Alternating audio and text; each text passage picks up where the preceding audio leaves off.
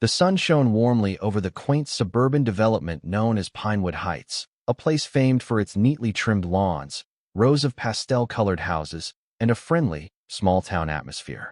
People who moved here wanted stability, a sense of community, and a safe environment for their families. The day the Evans family arrived, a few neighbors waved in welcome. Eva Evans, a cheerful woman in her late 30s, stepped out of the moving truck to stretch her back. Her husband, Dylan, hopped down from the driver's seat, gently assisting their 8-year-old daughter, Zoe, who was deaf. Zoe's eyes flicked with excitement, scanning the new neighborhood. She gave her mother a thumbs up, and Eva responded in American Sign Language, ASL. Yes, this place seems wonderful. Zoe's deafness had been diagnosed when she was a baby, and Eva and Dylan had made sure she learned sign language early, so she could communicate effectively. They also strove to ensure that Zoe felt included everywhere they lived. Over time, they'd witnessed how some communities embraced deaf children wholeheartedly, while others imposed barriers or misunderstandings. Eva prayed Pinewood Heights would prove to be the former, a warm, inclusive place. Unbeknownst to the Evans family, Pinewood Heights operated under a homeowners association, HOA, that enforced neighborhood standards. While many found the HOA's regulations helpful for keeping properties well-maintained, there was one particular board member, Ramona Harkness, who sometimes took things too far. Most neighbors, out of earshot, referred to her mockingly as Karen for her condescending attitude and propensity to scold people for minor infractions. For the time being, however, the Evans family felt optimistic as they unloaded boxes and furniture. That first evening, the house brimmed with half-emptied cartons, the kitchen counters crowded with takeout containers. They collapsed onto their new living room sofa, signing about how tomorrow they'd explore the local park, check out the grocery store, and see if there was a nearby public library. Zoe lit up at the mention of the library. She loved reading stories, especially those that had sign language components or deaf characters. Across the street, lights flickered in a bay window. Behind parted curtains, Ramona, Karen, Harkness peered out, studying the newcomers with an air of suspicion.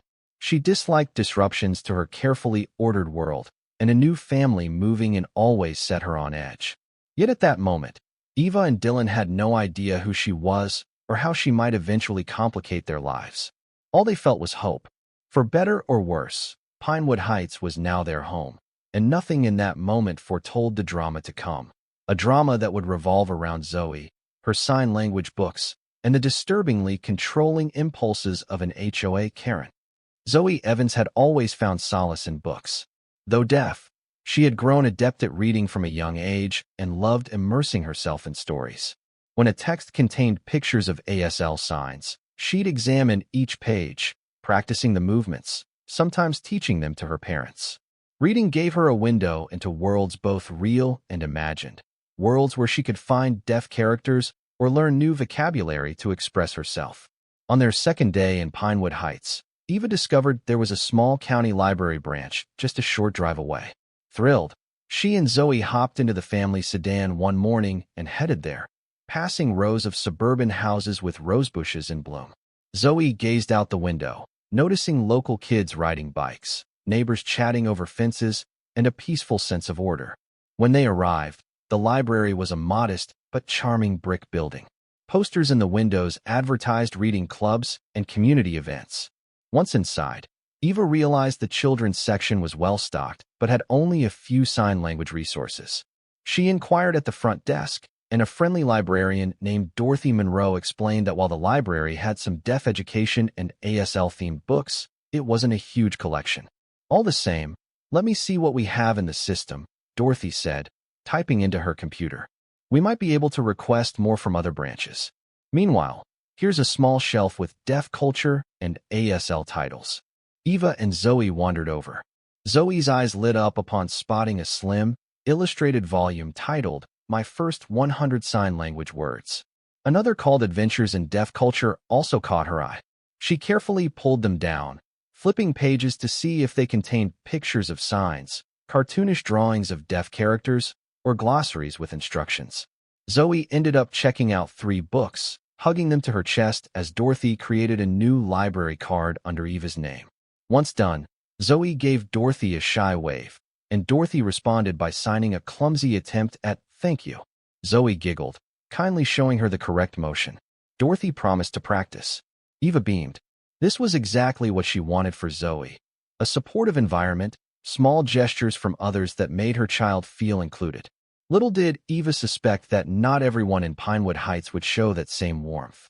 Indeed, the very next day, an ill-omened figure would introduce herself, setting into motion an act of cruel vandalism that would test the Evans family's resolve and reshape the library's future. That afternoon, while Zoe sat in her bedroom devouring the new sign language books, Eva decided to tackle some yard work. She and Dylan had chosen a corner lot, which gave them a bigger lawn, but also more landscaping responsibilities. As Eva clipped stray branches from a small magnolia tree, she heard footsteps crunching across the grass. Turning, she saw a tall woman striding toward her. The woman wore a crisp blouse, pressed slacks, and carried a clipboard.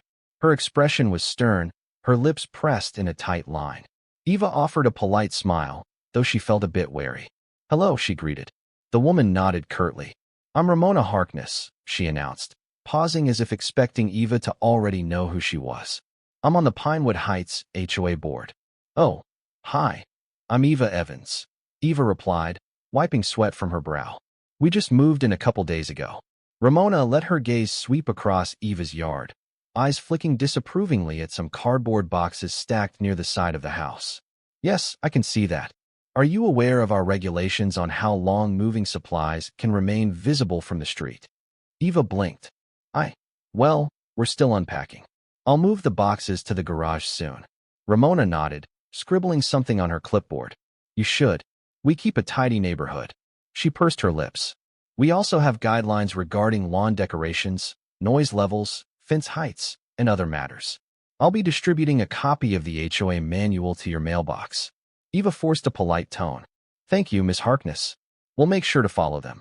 Ramona gave a tight smile that didn't reach her eyes. "It's for everyone's benefit," she said. "We want Pinewood Heights to remain a quality community." Then her gaze flicked up towards Zoe's bedroom window. "By the way, do you have children?" "Yes, our daughter, Zoe," Eva said softly. Ramona's voice remained flat. "Well, I expect you'll see that she doesn't cause trouble. Excessive noise, running around in neighbors' yards, that sort of thing." Eva bristled at the assumption. "Zoe is deaf," she said, her voice careful. "She's quiet and well-behaved." Something unreadable passed across Ramona's face, but she remained outwardly composed. "Oh, I see. Well, best keep an eye on her. Have a good day." Without waiting for a goodbye, Ramona pivoted and marched off, the clipboard clutched to her chest. Eva let out a breath. Something about the woman's demeanor unsettled her, a rigid air of condescension, a sense that she was judging everything and everyone. Back inside, Eva recounted the exchange to Dylan, who frowned. "We'll just comply with the rules, keep to ourselves, and hopefully she won't bother us," he said, giving Eva's shoulder a comforting squeeze. At that moment, in Zoe's room, the child was blissfully unaware of the new neighbor's existence. She was immersed in pictures of ASL signs for animals, practicing how to form the sign for turtle and elephant. If only everything remained that simple. But Ramona Harkness was about to become a thorn in their side, and particularly in Zoe's innocent world of sign language and learning. Over the next couple of weeks, the Evans family settled into a routine. Dylan worked from home as a graphic designer, while Eva took Zoe out to local parks, shops, and the library. Each night, they practiced new signs as a family, reinforcing Zoe's growing vocabulary. Meanwhile, Zoe's excitement about Pinewood Heights blossomed. She found that while many neighbors seemed friendly, a few reacted awkwardly when they realized she was deaf, unsure how to communicate. But Zoe, outgoing by nature, tried to bridge the gap, often handing them a small card that spelled out her name and showed the sign for hi. This act endeared her to most. However, when Ramona Harkness strolled past their yard, Zoe noticed an odd stiffness in the woman's manner. Zoe might wave politely, but Ramona gave only a curt nod in return. Once, when Zoe was on the porch reading one of her sign language books, she sensed Ramona's gaze lingering disapprovingly on the images. Zoe shrugged it off. Maybe the woman just didn't like kids. Unbeknownst to the Evans family, Ramona had started complaining about them at HOA gatherings, citing petty issues such as the color of their front door not matching the standard palette. It was a mild shade off, but fully within the guidelines. She also zeroed in on Zoe's strange books, though she never openly described them as sign language or deaf resources. She vaguely claimed that the new neighbors are bringing in questionable reading material. Other board members found Ramona's complaints perplexing. Jonas Fields, the HOA president, asked if there was any actual violation. Ramona struggled to articulate a specific rule the Evanses had broken, eventually admitting they'd done nothing official. So Jonas dismissed her concerns as personal bias. This underlying tension remained mostly invisible to Eva and Dylan. They were too busy living their lives, ensuring Zoe's happiness, and building new friendships. Zoe's library visits became frequent, her pile of borrowed books growing by the week, especially after Dorothy Monroe, the friendly librarian, started requesting more deaf-related titles from other branches. One day, Dorothy surprised Zoe by showing her a newly arrived box of sign language storybooks. "These came from our Maine County branch," Dorothy explained. "They're older editions, but might interest you." Zoe's eyes lit up. She selected 2 additional signed dictionaries, hugging them to her chest. Dorothy explained how the old volumes could be borrowed for up to 3 weeks. Ecstatic, Zoe brought them home. She carefully stacked them beside her usual reading nook in the living room. She told her parents she planned to show them a few new signs she found fascinating, including signs for different states and cities. The next morning, however, an ominous intrusion would shatter that excitement. Ramona, Karen, Harkness would cross a line even her neighbors wouldn't have believed possible. On a breezy Tuesday afternoon, Eva drove to the grocery store, leaving Zoe home with Dylan. While Dylan was in his upstairs office, Zoe decided to read in the living room. She had borrowed 4 sign language books in total from the library, 2 for kids, 2 for older learners. She laid them out neatly on the coffee table. Around 3 p.m., Zoe, feeling sleepy, headed to her bedroom for a quick nap. She left the front windows open for fresh air, as the day was mild. The living room curtains swayed in the gentle breeze. Meanwhile, across the street, Ramona Harkness was in a foul mood, fuming over an unrelated HOA matter. Spotting the Evans home with open windows and an unlocked front door, Dylan, working upstairs, had momentarily neglected it, triggered a brash idea. No one knows precisely how Ramona rationalized crossing that threshold, but cross it she did, quietly entering the Evans living room, glancing around as though looking for evidence of some violation. She spotted the sign language books arrayed on the table. Perhaps it was a spontaneous, spiteful outburst that led her to commit the ultimate act of vandalism. When Zoe awoke half an hour later, she found the living room door slightly ajar, the curtains askew. Feeling uneasy, she stepped forward and froze in horror. The sign language books were scattered. Pages had been torn out, left crumpled or shredded on the floor. Some pages were missing altogether. The spines lay bent, covers half detached. Zoe's mind reeled. She stared at the ruined books, her heart pounding. Why would someone do this? Fear and shock mingled with confusion, tears pricking her eyes. She stooped to pick up a page. The large print read, ASL alphabet, with half the letters ripped down the middle. She tried to call for her father, but she was deaf. She let out only a strangled cry that no one upstairs could hear immediately. Moments later, Dylan emerged, having caught a glimpse of movement from his office window. Seeing his daughter's expression, he dashed to the living room. His gasp was audible as he saw the destruction. "Oh my God," he mouthed, signing frantically. "Zoe, are you hurt? Did you see who did this?" Zoe shook her head, tears rolling down her cheeks. She showed him the door was ajar. Dylan stepped onto the porch, scanning the street.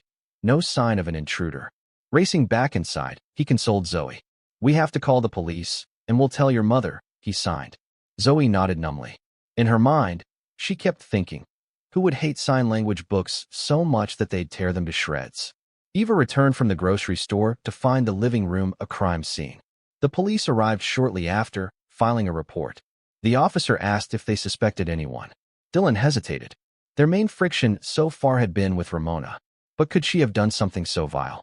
They admitted they had no proof, just an unlocked door and missing or destroyed pages. Zoe stood by, hugging her arms around herself, stricken by a sense of violation. These were library books, borrowed in good faith. Now they were in tatters, defaced with cruelty. The sense of safety she'd felt in her new home vanished. The Evanses decided they had to inform the library of what happened. None of them realized how big an impact this single act would eventually have, both on the library's offerings and the entire community's stance on deaf inclusion. The next day, Eva phoned the library to speak with Dorothy Monroe and explain the situation. Dorothy, horrified, urged Eva to bring the damaged books in so the staff could assess them. That afternoon, Eva and Dylan packed the tattered volumes in a bag, while Zoe stood by, her eyes still red from crying. "We'll figure this out," Eva signed gently to Zoe, who nodded. When they arrived at the library, Dorothy led them into a small office area. Another librarian, Patricia Silva, joined them. Together, they carefully laid out the defiled books. Pages were either slashed or entirely missing. Dorothy's hands flew to her mouth. This is awful," she breathed. "Who would do such a hateful thing?" Eva and Dylan explained everything. Zoe discovering the vandalism, their suspicion that someone had broken in. They admitted they had a strong hunch about an HOA board member who seemed prejudiced. The librarians exchanged troubled glances. "We won't charge you for the damage," Patricia said softly, patting Zoe's shoulder reassuringly. "We know this wasn't your fault. We'll mark them as vandalized in the system." Dorothy's expression was grim. "We have a small deaf community here who rely on these sign language resources. Now we've lost multiple copies. We only had so few to begin with." She looked at Zoe. "I'm so sorry this happened." Zoe attempted a brave smile, signing, "Thank you for helping." Dorothy, understanding a bit of ASL, nodded. Then, with resolve in her voice, she said, "We can't let this stand. Our library mission is to serve and protect knowledge, especially for children who depend on these resources." She looked at Eva, unwavering. "We need more sign language materials, not fewer." Eva felt tears well up. She was touched by Dorothy's empathy and outraged by the cruelty behind the vandalism. She quietly asked Dorothy if the library could possibly order replacements or expand their deaf-friendly section. Dorothy sighed. "Our budget is limited, but I'll speak with our head librarian. Maybe we can push for more if we highlight the importance."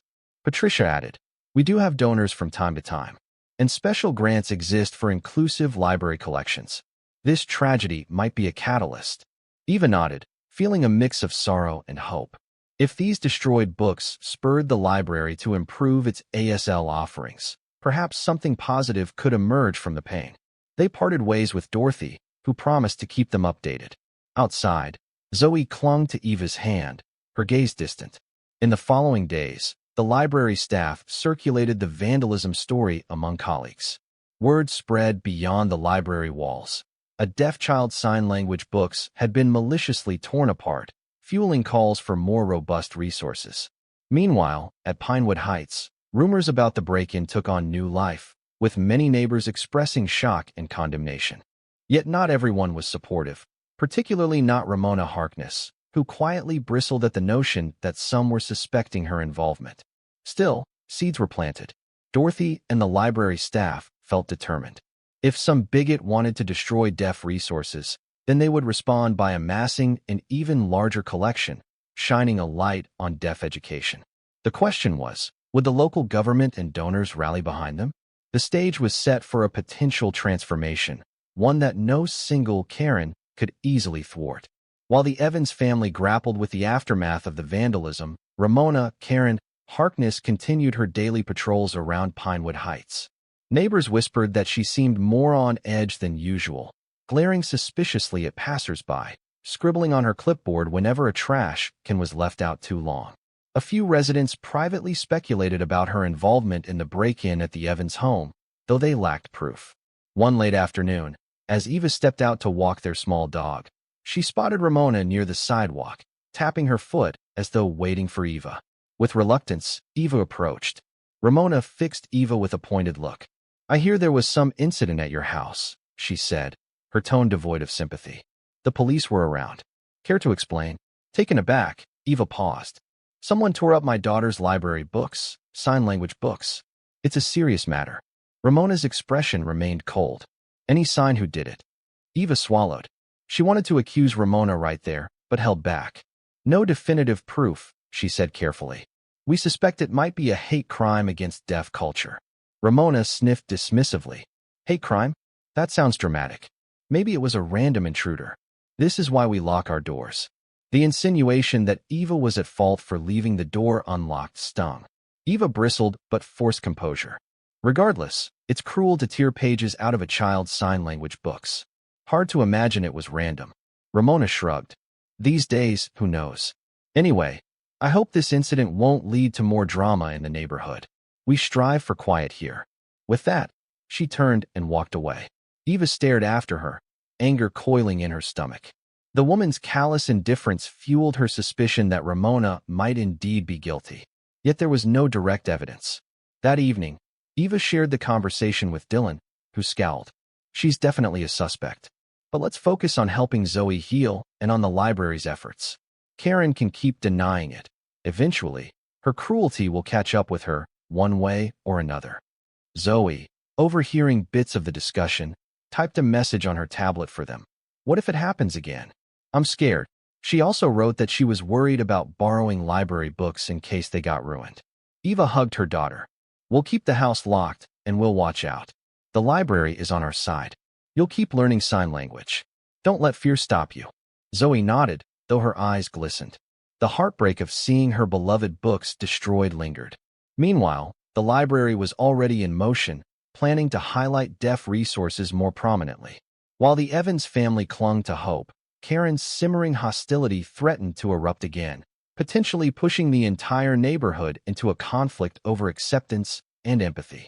Back at the library, Dorothy Monroe and Patricia Silva joined forces with the head librarian, Rosalind Carter, to craft a proposal. Their plan: dedicate a permanent ASL corner within the children's and teen sections, stocked with sign language dictionaries, storybooks featuring deaf characters, and educational resources about deaf culture.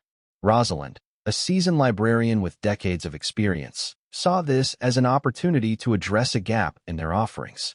We've always wanted to expand our deaf resources, she said, tapping a pen on her desk. We can apply for a local arts and literacy grant. Plus, with enough community support, we can crowdsource donations. Dorothy recalled Eva and Zoe's heartbreak. We can't let fear or bigotry stand in the way. If we show the county how essential these resources are, maybe we'll get the budget needed. Patricia chimed in. We might also partner with deaf advocacy groups, inviting them to hold sign language workshops or story times. That could rally more people behind us.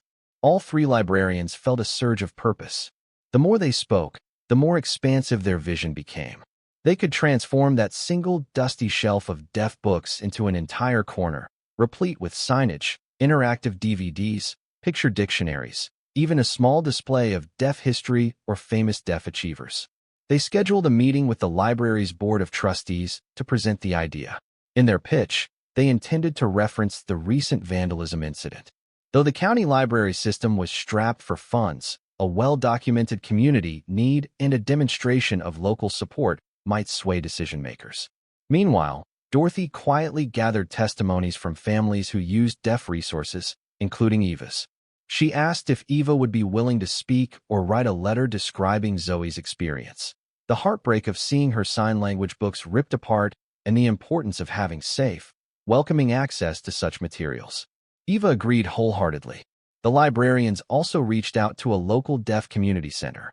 A staff member named Andres Garcia showed enthusiasm about co-hosting sign language classes at the library, if space permitted. When hearing people realize the deaf community is vibrant and proud, it dispels ignorance, Andres said. An ASL corner could be a big step toward bridging the hearing-deaf divide. Thus, an entire network started forming behind the scenes, fueled by empathy for Zoe and outrage at the vandalism. The library staff felt a sense of righteous momentum, like a wave building. The question remained, would they secure the necessary funding?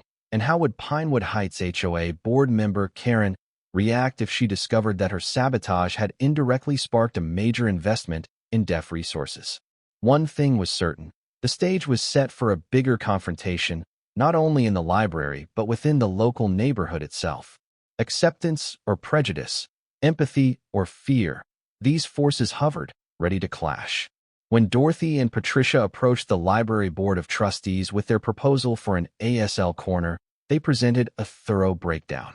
A curated selection of deaf culture, sign language, and children's picture books with ASL illustrations.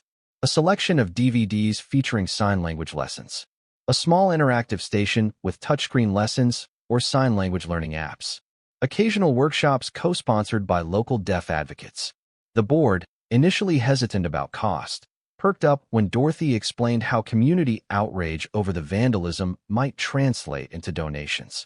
"We've had multiple patrons express willingness to contribute," she said, referencing statements from Eva Evans and others. "With the right messaging, we can rally broad support." The trustees asked Dorothy to draft a budget estimate. She worked with Patricia to compile the cost of acquiring new materials, renovating a corner area, signage, and promotional materials. Meanwhile, Rosalind Carter, the head librarian, tapped her contacts to see if any philanthropic groups would match donations. In parallel, Eva and Dylan started an informal fundraiser among Pinewood Heights neighbors. They posted about Zoe's experience on the neighborhood's online forum, explaining how the library wanted to expand sign language resources. They set up a small donation link for those who might want to pitch in. The response was immediate. People stunned by the cruelty of destroying a child's library books chipped in whatever they could. Some donated $5, others $50 or $100. One notable figure who contributed anonymously was Jonas Fields, Pinewood Heights HOA president. Jonas had grown wary of Ramona's incessant meddling and wanted to support a cause that promoted inclusivity. His quiet donation added to the mounting total. In a few short weeks, the library's prospective ASL project had raised a sizable portion of the needed funds. Meanwhile, Dorothy wrote letters to local deaf organizations, describing the project's scope. She received encouraging replies. One deaf community center offered to donate gently used sign language books. Another group, specialized in deaf children's literature, promised to help with a discount on brand new titles. As the momentum built, the library board grew confident enough to commit some discretionary budget. They set a target launch date, 2 months away, if all went well.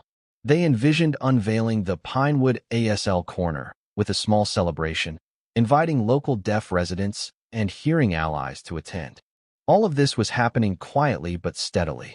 Meanwhile, in Pinewood Heights, rumors swirled that the library was planning a big event in response to the torn books. Ramona Harkness, hearing bits of chatter, grew increasingly unsettled. She bristled at the idea that the deaf child's useless books might spawn an entire library corner. She'd intended her destructive act to degrade sign language resources, not multiply them. Though no one outwardly accused her, she sensed the suspicion in neighbors' eyes. She remained polite but distant, continuing her daily patrols and occasionally dropping snide remarks about overly sensitive newcomers. In her mind, the more attention paid to deaf resources, the more it offended her sense of normalcy. Something told her she might yet find a way to stifle the library's ambitions. Nevertheless, the wave of support for Zoe and deaf literacy seemed unstoppable. The library's bold plan marched forward, fueled by a spirit of inclusion and a determination to stand against bigotry. The bigger question: how would Pinewood Heights as a whole respond once the plan went public? As the library's ASL Corner project inched closer to reality, Pinewood Heights prepared for its quarterly HOA meeting. Traditionally, these gatherings were a chance to discuss landscaping budgets, property concerns, and community events. This time, tension crackled in the air.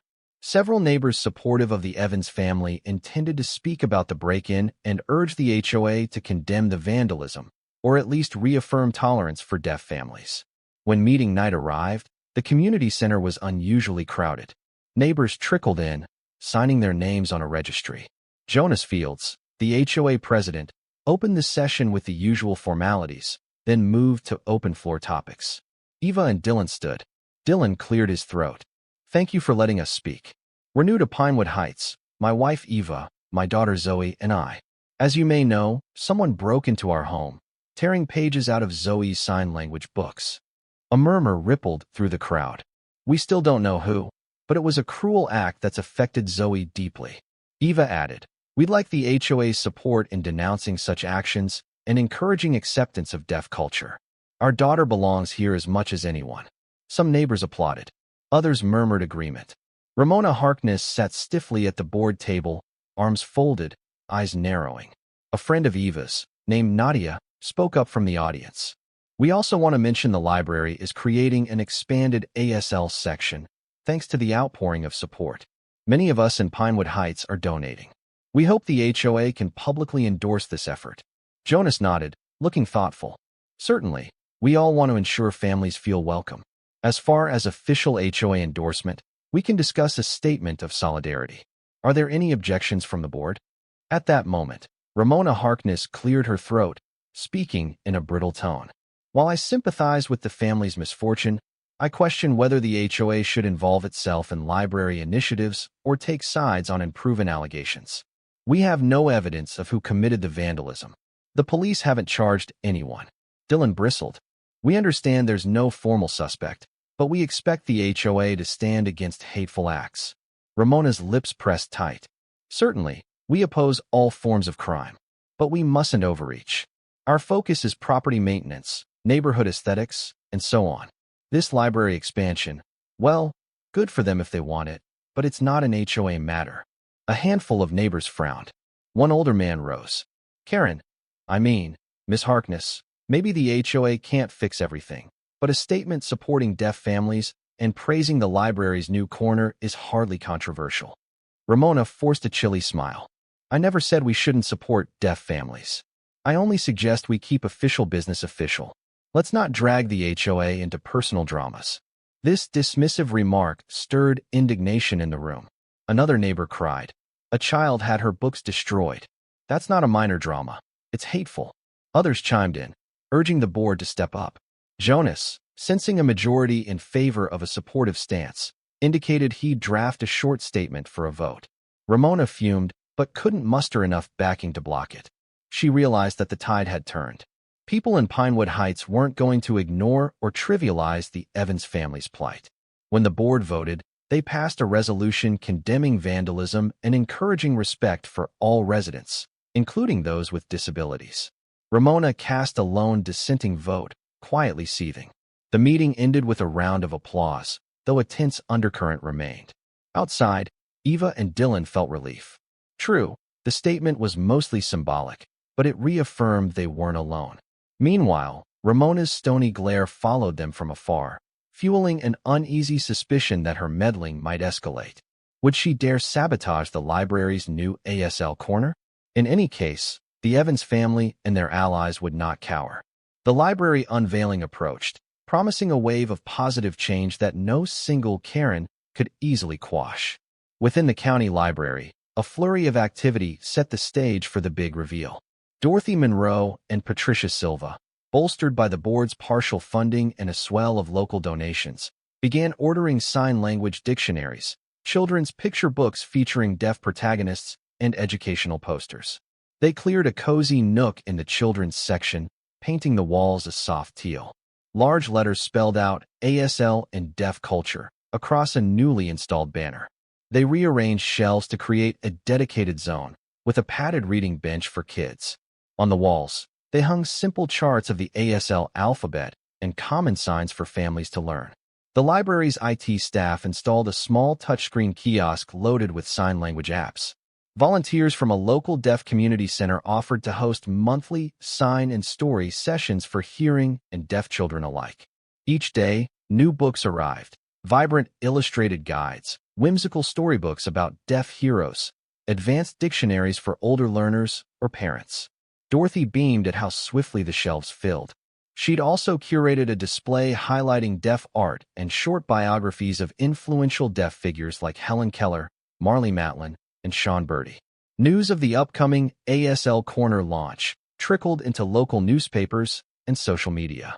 The library planned a modest ceremony, inviting families, donors, and any community members interested. They scheduled it for a Saturday morning, hoping to attract a crowd. Part of the program featured a short talk from Andres Garcia of the Deaf Community Center, a short demonstration of basic ASL signs, and an official ribbon cutting by the library staff. Eva and Dylan promised to bring Zoe, who felt a mixture of excitement and anxiety. She understood the corner was partly inspired by her story, a testament to resilience after her books were destroyed. Zoe looked forward to seeing all the new deaf resources. At the same time, she feared the saboteur might try something else. Library staff remained vigilant. Dorothy asked her colleagues to watch for suspicious visitors. If Karen tried to sabotage the unveiling, they'd be ready. Meanwhile, Dorothy herself checked in with local law enforcement, requesting a light presence for the event. The police agreed, sending an officer as a friendly measure. Word also spread in Pinewood Heights that the library was about to reveal something big. Many neighbors expressed curiosity, while supporters of the Evans family planned to attend. Jonas Fields, the HOA president, promised to represent Pinewood Heights with a brief supportive remark. All the while, Ramona Harkness loomed in the background, grumbling that the library was wasting resources on sign language nonsense. Some neighbors overheard her remarks, shaking their heads at her callousness. But with the community's momentum firmly behind Zoe and deaf literacy, it seemed no single board member's negativity could derail the library's big day, barring an extreme stunt. Nevertheless, everyone remembered how the pages were once ripped from those borrowed books. Vigilance was key. On the eve of the grand opening, Dorothy double-checked the new corner, verifying everything was in place, from fresh reference books to the final touches on the interactive kiosk. Satisfied, she locked up the library for the night, heart thumping with both excitement and a tinge of nervous apprehension. Saturday morning dawned bright and clear. By 9 a.m., librarians bustled about, arranging a small refreshment table and finalizing the display. The new ASL corner glowed with color, the walls freshly painted, each shelf neatly stocked. A cluster of chairs faced a lectern for the short presentation. Families soon trickled in, some deaf, some hearing. Zoe arrived with Eva and Dylan. Eva spotted Dorothy standing near the kiosk, greeting attendees. Zoe's eyes shone when she saw the expanded sign language collection. She raced over to examine a big hardcover called ASL for Kids, Illustrated Lessons, flipping pages to see crisp color photos of signs. For a moment, she forgot her anxiety, immersed in the wonder of this brand-new treasure trove. By 10 a.m., around 30 or 40 people had gathered. Dorothy tapped a microphone to commence the ceremony. "Good morning, everyone," she said, her voice shaking with emotion. "Thank you for joining us in celebrating our newly expanded ASL and Deaf Culture Corner. A few months ago, we only had a handful of deaf resources. Now, thanks to generous donors and an outpouring of support, we're able to dedicate an entire section to sign language education and books that highlight deaf experiences." She gestured to Andres Garcia, who gave a short demonstration of basic ASL greetings. Then, Dorothy introduced Eva and Zoe, explaining how an act of vandalism, tearing pages from Zoe's library books, had galvanized the community to do better.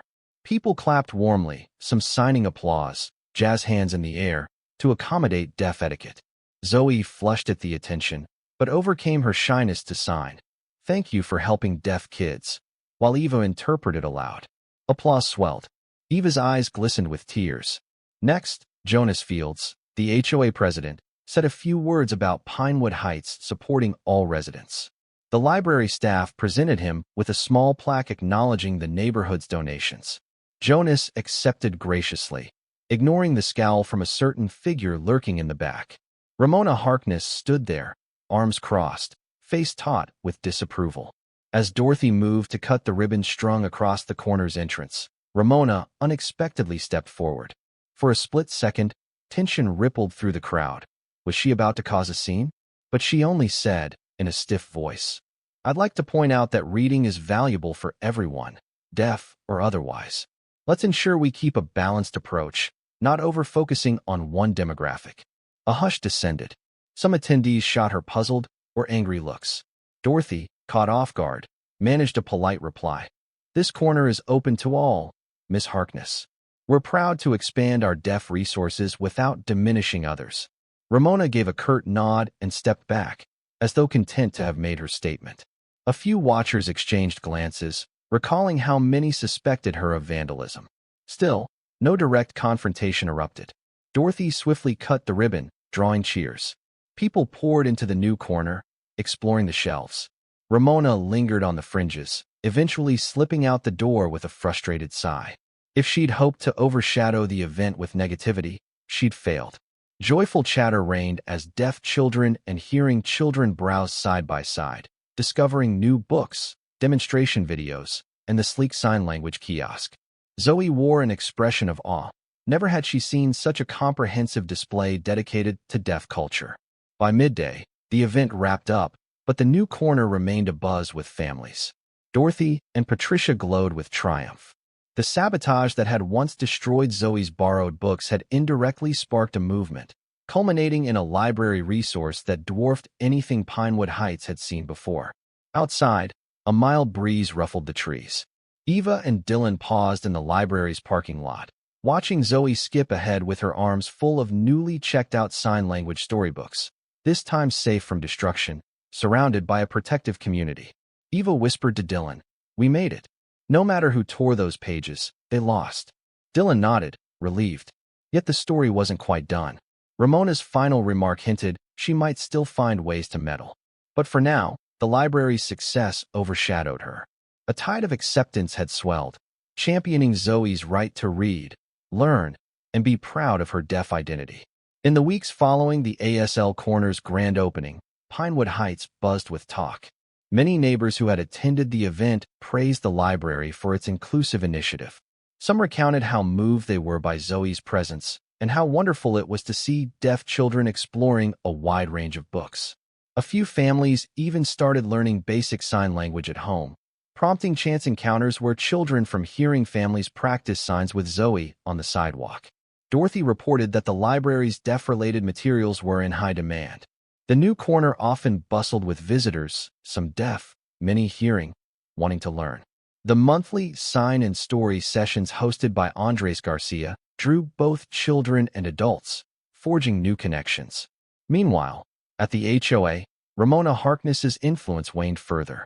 She tried to rally board members to impose a new set of quiet hours or restrict excessive gatherings, but Jonas Fields and others blocked her proposals. Some suspected she was venting frustration because her sabotage had backfired. With no proof, though, they let her stew in her own negativity. As for the Evans family, they found Pinewood Heights largely welcoming. True, Zoe still felt uneasy sometimes, worried that the book Ripper might strike again. But her parents made sure doors stayed locked and neighbors remained vigilant. Over time, Zoe reclaimed her sense of security, frequently biking to the library or playing with new friends who'd learned a few ASL signs. One Saturday, Dorothy invited Eva, Dylan, and Zoe to a small planning session about future expansions, like adding deaf history displays or building an online deaf resource hub. Zoe sat quietly, drawing possible sign language cartoons to decorate the corner. The librarians marveled at her budding artistry.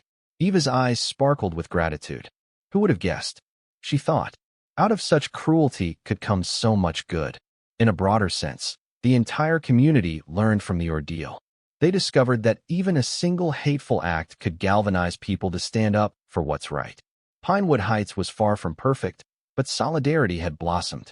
More folks realized deaf children thrived when given respect and resources. For her part, Ramona seldom mentioned sign language anymore. Occasionally, she passed by the Evans house, eyeing Zoe's deaf-friendly yard sign that read, "We sign here," with mild disdain. But she no longer confronted them directly. She had lost the moral high ground, if she ever had it. The library's success story overshadowed her attempts to remain a figure of authority. Each day, more deaf families from neighboring suburbs visited the new ASL corner, some driving miles just to see the collection. Dorothy proudly told them how it started with one deaf child's tragic experience, which spurred the library to step up. The story circulated, earning the library a modest feature in the local paper. Public opinion soared, generating even more donations for deaf literacy. Thus, Pinewood Heights, once threatened by sabotage, found itself at the forefront of deaf resource advocacy. And Zoe, at the heart of it all, discovered that sometimes heartbreak leads to breakthroughs, if a caring community rises to the challenge. One mild autumn afternoon, the library hosted a small celebration marking 2 months since the ASL Corner's unveiling. They dubbed it the ASL Harvest Fest, combining the season's theme with deaf awareness. Long tables displayed pumpkin decorations, while deaf and hearing children mingled, coloring pictures of fall scenes and practicing signs for autumn, pumpkin, and leaves.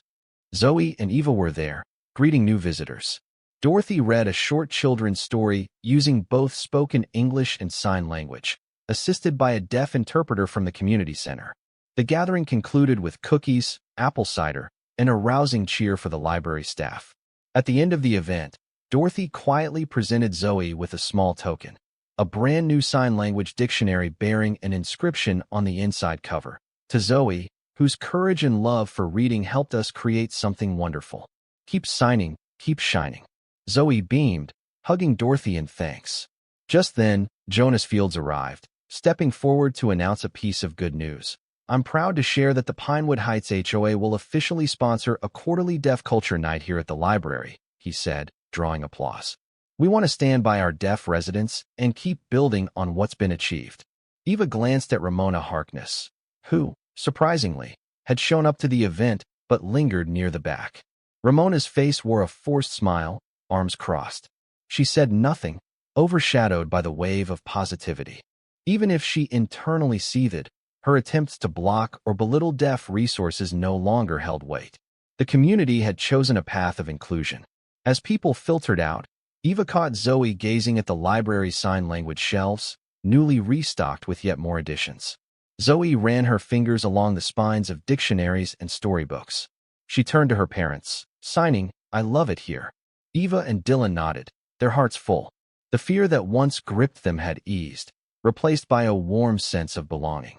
They left the library, stepping into the crisp autumn air.